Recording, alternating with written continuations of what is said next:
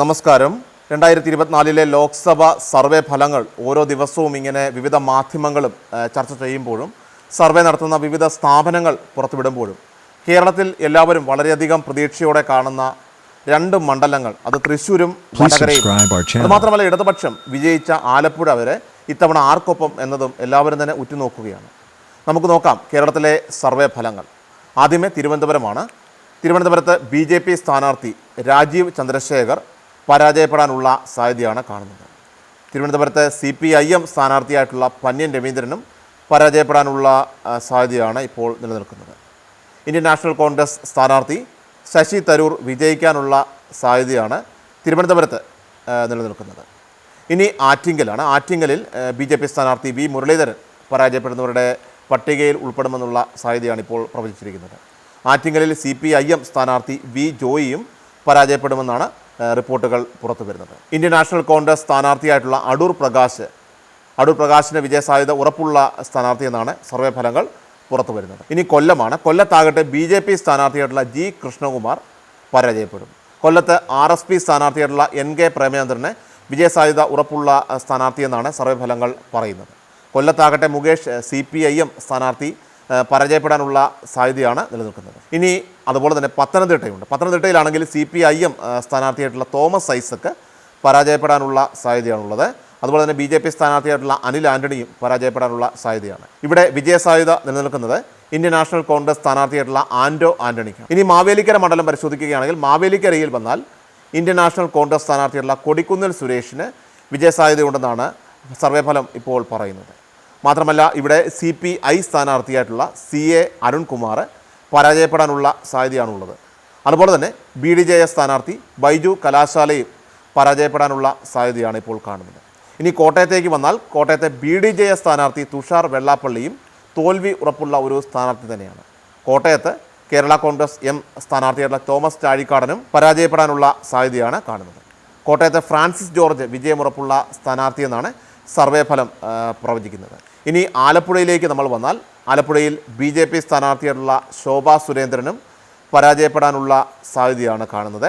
ഇവിടെ നിലവിലെ MP കൂടിയായിട്ടുള്ള CPIM സ്ഥാനാർത്ഥിയായിട്ടുള്ള ഇപ്പോൾ AM ആരിഫും പരാജയപ്പെടുമെന്നാണ് സർവേ വിലയിരുത്തുന്നത്. എന്നാൽ ആലപ്പുഴയിലാകട്ടെ ഇന്ത്യൻ നാഷണൽ കോൺഗ്രസ് സ്ഥാനാർത്ഥിയായിട്ടുള്ള KC വേണുഗോപാൽ വിജയിക്കാനുള്ള സാധ്യതയാണ് ഇപ്പോൾ കാണുന്നത്. ഇനി ഇടുക്കിയിലേക്ക് നമ്മൾ വന്നാൽ ഇടുക്കിയിലാണ് ഇന്ത്യൻ നാഷണൽ കോൺഗ്രസ് സ്ഥാനാർത്ഥിയായിട്ടുള്ള ഡീൻ കുര്യാക്കോസിന് വിജയസാധ്യതയുള്ള സ്ഥാനാർത്ഥി എന്നാണ് വിവിധ സർവേകൾ പറയുന്നത്. എന്നാൽ ഇടുക്കിയിൽ BJP സ്ഥാനാർത്ഥിയായിട്ടുള്ള സംഗീത വിശ്വനാഥും അതുപോലെ തന്നെ ഇടുക്കിയിൽ CPM സ്ഥാനാർത്ഥിയായിട്ടുള്ള ജോയ്സ് ജോർജും പരാജയപ്പെടുന്ന സ്ഥാനാർത്ഥികളുടെ ലിസ്റ്റിൽ ഉൾപ്പെടുന്നതെന്നാണ് സർവേ ഫലങ്ങൾ ഇപ്പോൾ സൂചിപ്പിക്കുന്നത്. ഇനി നമ്മൾ എറണാകുളത്തേക്ക് വന്നു കഴിഞ്ഞാൽ എറണാകുളത്ത് Indian National Congress സ്ഥാനാർത്ഥിയായിട്ടുള്ള Hibi Eden വിജയമുറപ്പുള്ള സ്ഥാനാർത്ഥി എന്നാണ് ഇപ്പോൾ സർവേ ഫലങ്ങൾ വരുന്നത്. എന്നാൽ CPIM സ്ഥാനാർത്ഥി KJ ഷൈൻ പരാജയപ്പെടാനുള്ള സാധ്യതയുള്ള സ്ഥാനാർത്ഥിയാണ്. അതുപോലെ തന്നെ BJP സ്ഥാനാർത്ഥി KS രാധാകൃഷ്ണനുണ്ട്.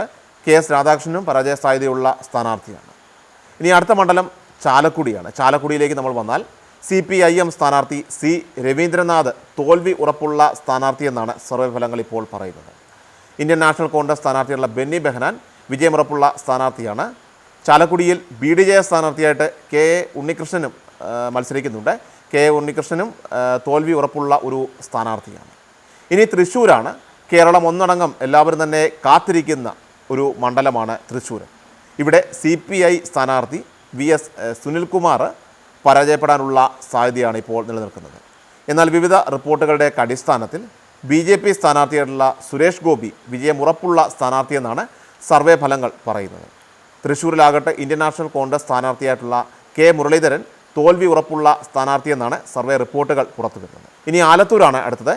ആലത്തൂരിൽ Indian National Congress സ്ഥാനാർത്ഥിയായിട്ടുള്ള Ramya Haridas വിജയം ഉറപ്പുള്ള ഒരു സ്ഥാനാർത്ഥിയാണ്. എന്നാൽ ഇവിടെ K രാധാകൃഷ്ണൻ തോൽവി ഉറപ്പുള്ള സ്ഥാനാർത്ഥിയാണ്. ഇവിടെ BJP സ്ഥാനാർത്ഥിയായിട്ട് TN സരസു മത്സരിക്കുന്നുണ്ട്.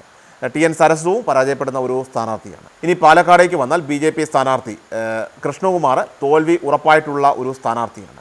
ഇവിടെ CPIM സ്ഥാനാർത്ഥിയായിട്ടുള്ള A വിജയരാഘവനും പരാജയപ്പെടാൻ സാധ്യതയുള്ള ഒരു സ്ഥാനാർത്ഥിയാണ്. ഇവിടെ വിജയസാധ്യത നിലനിൽക്കുന്നത് ഇന്ത്യൻ നാഷണൽ കോൺഗ്രസ് സ്ഥാനാർത്ഥിയായിട്ടുള്ള VK ശ്രീകണ്ഠനാണ്. ഇനി പൊന്നാനി മണ്ഡലത്തിലേക്ക് വന്നാൽ പൊന്നാനിയിൽ IUML സ്ഥാനാർത്ഥി അബ്ദുൾ സമദ് സമദാനി വിജയം ഉറപ്പുള്ള സ്ഥാനാർത്ഥിയാണ്. പൊന്നാനിയിലെ CPIM സ്ഥാനാർത്ഥി KS ഹംസ തോൽവി ഉറപ്പുള്ള സ്ഥാനാർത്ഥി തന്നെയാണ്. പൊന്നാനിയിൽ BJP സ്ഥാനാർത്ഥിയുണ്ട്, നിവേദിത സുബ്രഹ്മണ്യൻ തോൽവി ഉറപ്പുള്ള ഒരു സ്ഥാനാർത്ഥിയാണ്. ഇനി മലപ്പുറത്തേക്ക് നമ്മൾ വന്നാൽ മലപ്പുറത്ത് BJP സ്ഥാനാർത്ഥി അബ്ദുസലാം പരാജയം ഉറപ്പുള്ള ഒരു സ്ഥാനാർത്ഥിയാണ്.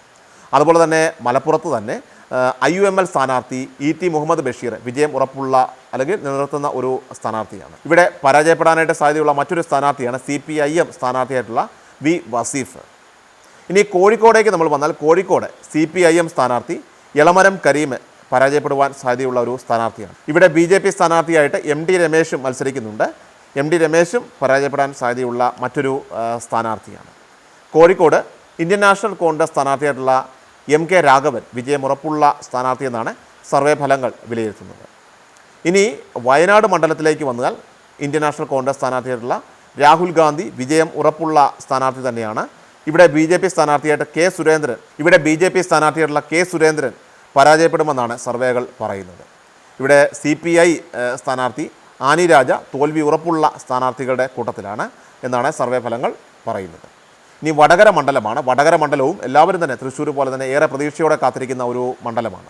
വടകരയിലാകട്ടെ ഇന്ത്യൻ നാഷണൽ കോൺഗ്രസ് സ്ഥാനാർത്ഥി ഷാഫി പറമ്പിൽ വിജയം ഉറപ്പുള്ള സ്ഥാനാർത്ഥി എന്നാണ് റിപ്പോർട്ടുകൾ പുറത്തു വരുന്നത്. എന്നാൽ വടകരയിൽ CPIM സ്ഥാനാർത്ഥിയായിട്ടുള്ള KK ശൈലജ പരാജയപ്പെടുമെന്നാണ് സർവേ ഫലങ്ങൾ ഇപ്പോൾ വരുന്നത്.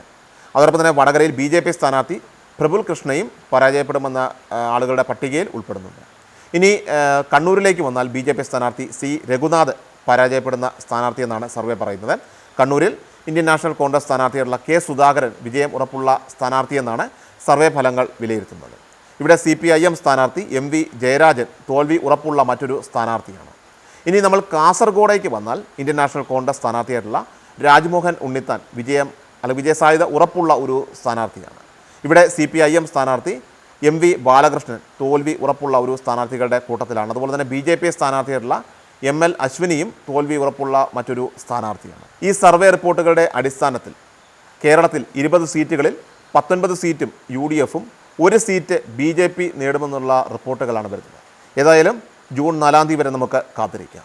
ക്രിഷ്യൽ മീഡിയ എല്ലാ ദിവസവും വാർത്തകൾക്കും അറിയിപ്പുകൾക്കുമായി യൂട്യൂബ് ചാനൽ സബ്സ്ക്രൈബ് ചെയ്യുക, ഫേസ്ബുക്ക് പേജ് ഫോളോ ചെയ്യുക. വാർത്തകളുടെ നോട്ടിഫിക്കേഷനായി ബെൽ ഐക്കൺ എനേബിൾ ചെയ്യുക.